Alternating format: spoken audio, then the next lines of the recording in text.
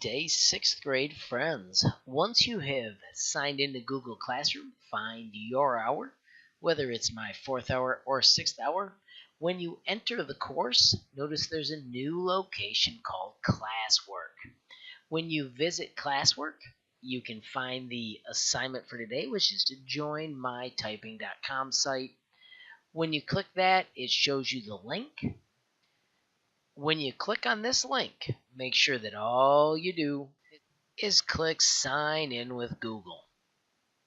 It'll ask what account you want to use, and you want to use your school account. Yours will have your 20 whatever number and your initials, and simply sign in just like that. It'll give you some scores, and then I want you to wait just a minute and help all your neighbors get in so I can teach you how we're going to work with our typing. Thanks for watching, and I hope that sign up was super simple.